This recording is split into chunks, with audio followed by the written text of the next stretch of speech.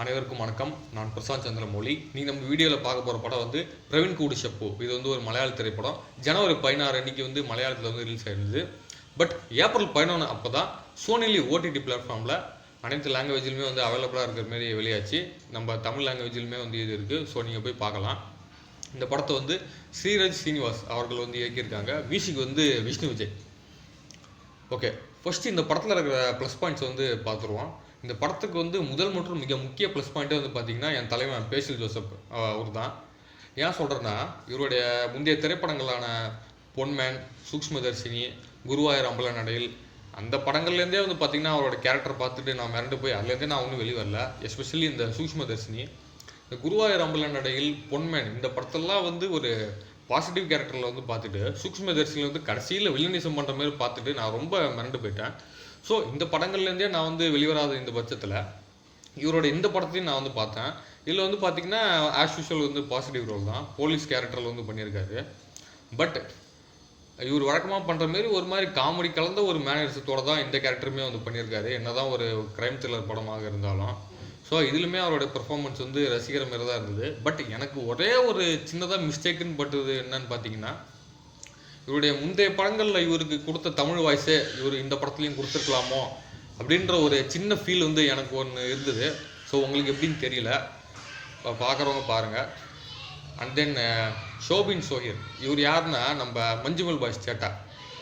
இப்போ வந்து நம்ம கூலி படத்துலையுமே இவர் வந்து கம்மிட் ஆகி நடிச்சிருக்காரு. ரொமான்சம் படத்துலேயும் வந்து நிறைய பேர் இவர் வந்து பார்த்துருப்பீங்க.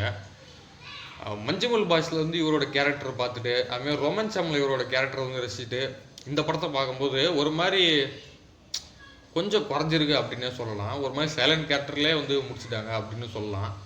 பட் இவர் கொடுத்துருக்கக்கூடிய கேரக்டர் வந்து பர்ஃபெக்டாக வந்து இவர் பண்ணியிருக்காரு அப்படின்னு சொன்னால் அது கரெக்டாக தான் இருக்கும். Okay, next Chandini Sridharan.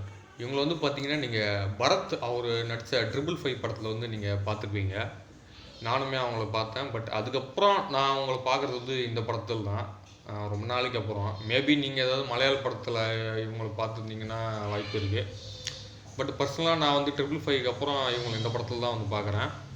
இப்போ ரீசெண்டாக கூட வந்து பார்த்திங்கன்னா இவங்களுடைய ரீல்ஸ் எல்லாம் போட்டு க்ரஷ் மெட்டீரியல் மாரி ட்ரெண்ட் பண்ணிகிட்டு இருந்தாங்க நம்ம பசங்க. பட் அதுக்கேற்ற மாதிரியான ஒரு கேரக்டர் வந்து இவங்களுக்கு இதில் கொடுத்துருக்காங்களா அப்படின்னு கேட்டிங்கன்னா கண்டிப்பாக கிடையாது.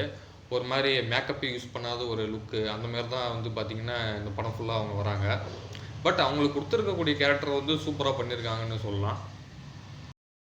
அண்ட் தென் நெக்ஸ்ட் வந்து செம்பன் வினோத். இவர் வந்து யாருன்னா நம்ம விக்ரம் படத்தில் வந்து மலையாள போலீஸ் கேரக்டர் வந்து பண்ணியிருப்பார்.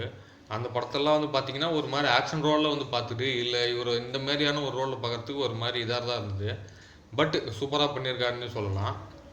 ஓகே, இந்த படத்தில் இருக்கிற மைனஸ் பாயிண்ட்ஸ் அப்படின்னு சொல்லக்கூடிய அளவுக்கு பெருசாக எதுவுமே இல்லை. என்ன தான் வந்து ஒரு க்ரைம் த்ரில்லர் படமாக இருந்தாலும் முதல் பாதியில் மட்டும் கொஞ்சம் டார்க் ஃபீலிங் இல்லையோ அப்படின்ற ஒரு இது எனக்கு இருந்துச்சு. பட் ஓவரால் இது வந்து ஒரு நல்ல படமாகவே இருக்கும். அண்ட் தென் மியூசிக் வந்து இன்னும் கொஞ்சம் பர்ஃபெக்டாக இருந்திருக்கலாமோ அப்படின்ற மாதிரி எனக்கு இருந்தது. பட் உங்களுக்கு எப்படின்னு தெரியல, பார்த்துட்டு சொல்லுங்கள் என் கமெண்டில். ஓகே, ஓவரால் இந்த படம் எப்படி இருக்குது அப்படின்னு கேட்டிங்கன்னா பர்ஃபெக்ட் ஒரு க்ரைம் த்ரில்லர் படம் அப்படின்னு சொல்லலாம். மலையாளத்தில் வந்து என்ன மாயமோ மந்திரமோ தெரியல, மாதத்துக்கு ஒரு க்ரைம் த்ரில்லர் படத்தை வந்து இறக்கிட்டே இருக்கானுங்க.